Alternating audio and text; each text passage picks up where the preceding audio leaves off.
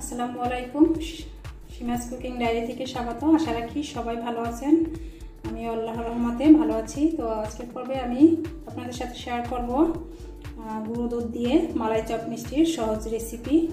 তো আশা রাখি আজকের রেসিপি ভালো লাগবে। ভালো লাগলে অবশ্যই আমার চ্যানেলটি সাবস্ক্রাইব করে আমার সাথেই থাকবেন। তো মালাই চপ তৈরির জন্য কী কী লাগছে দেখি।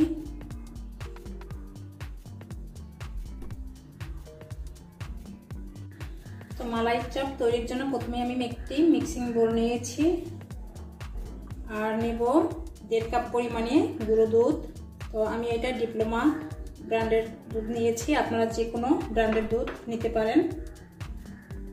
তো 1.5 কাপ পরিমাণে দুধের জন্য আমি 1 চা চামচ পরিমাণে বেকিং পাউডার দিয়ে দিচ্ছি। তো শুকনো উপকরণটা আমি একটু মিশিয়ে নিচ্ছি হাত দিয়ে।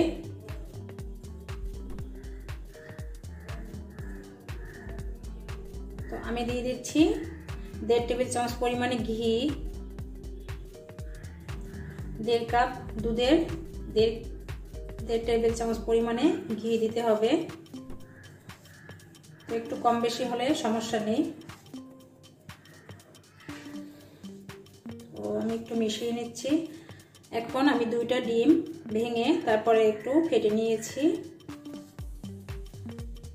তো আমি এই ডিম দিয়ে সুন্দর করে এটাকে একটা ডো তৈরি করব।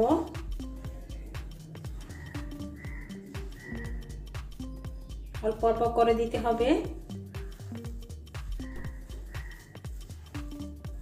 তোমার ডোটা কিন্তু একটু আঠালো হবে।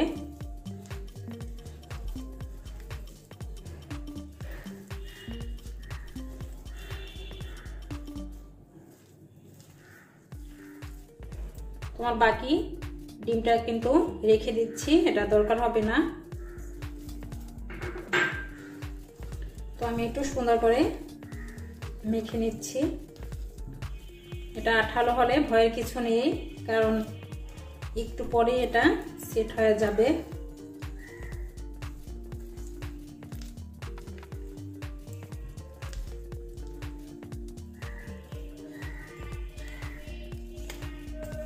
আমার এটা কিন্তু মাখানো হয়ে গিয়েছে। তো আমি সুন্দর করে এটাকে এক জায়গায় করে নিচ্ছি।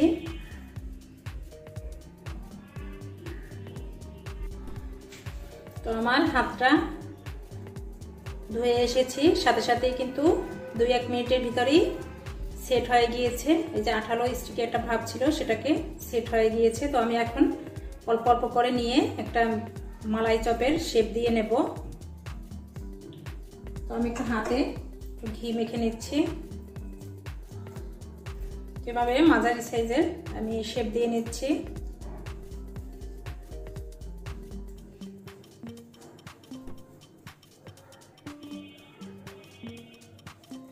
তো এইভাবে গোল করে তারপরে একটু হাত দিয়ে একটু চাপ দিলে এটা কিন্তু একটা মালাই চাপের শেপ এসে যাবে। তো এখন আমি সবগুলো এভাবে করে নেব। আর এটা কিন্তু ফুলে ডবল হয়ে যাবে, তাই বেশি বড় করা যাবে না।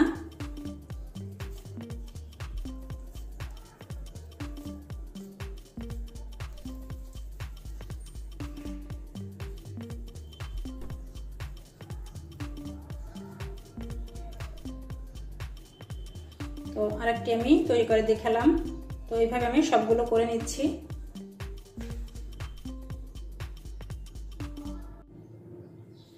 তো সবগুলো মালাই চপ আমি এইভাবে শেপ দিয়ে নিয়েছি। তো এখন আমি চুলায় যাব।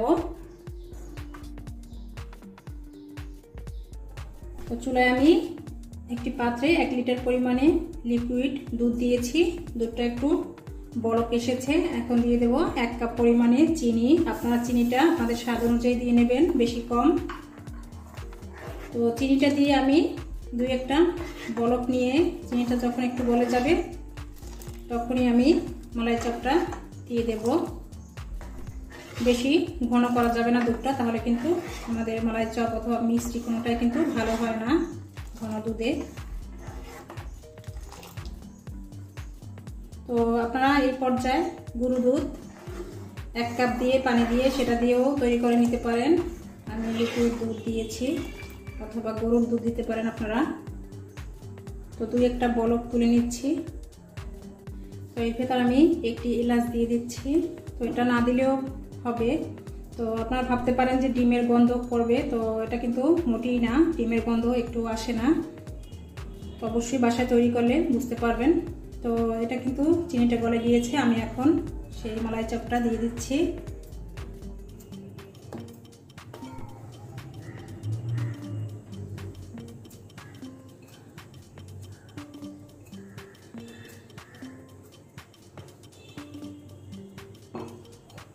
তো এখন আমি ঢাকনা দিয়ে মাঝারি আছে এটাকে 7 থেকে 8 মিনিট জাল করব, এর বেশি লাগবে না।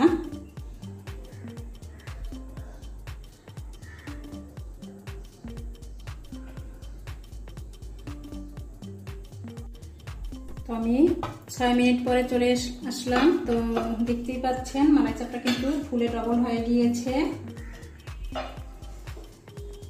এই যে। তো আমি এখন একটু উল্টে দিচ্ছি এভাবে।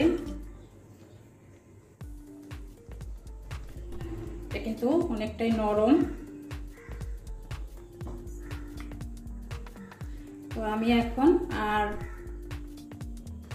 2 মিনিটের মতো জাল করে নেব।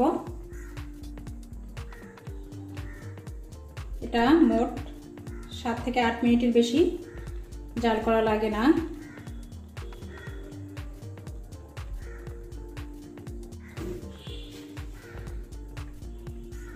তো 7 মিনিট কমপ্লিট হয়ে গিয়েছে। তো আমার মালাই চপটা কিন্তু রেডি হয়ে গিয়েছে। আপনারা এই শিরাটাকে ঘন করে মালাই তৈরি করে এর উপর থেকে দিয়ে নিতে পারেন, অথবা এভাবে পাতলা শিরায় সার্ভ করে নিতে পারেন। আমি এভাবেই সার্ভ করব। তো এখন আমি গ্যাসটা অফ করে দিচ্ছি। তো ঝটপট রেডি হয়ে গেল মালাই চপ মিষ্টি রেসিপি। তো সবাই বাসায় ট্রাই করে দেখবেন আর কমেন্ট করে জানাবেন কেমন হয়েছে। তো সবাই ভালো থাকবেন, আমার জন্য দোয়া করবেন।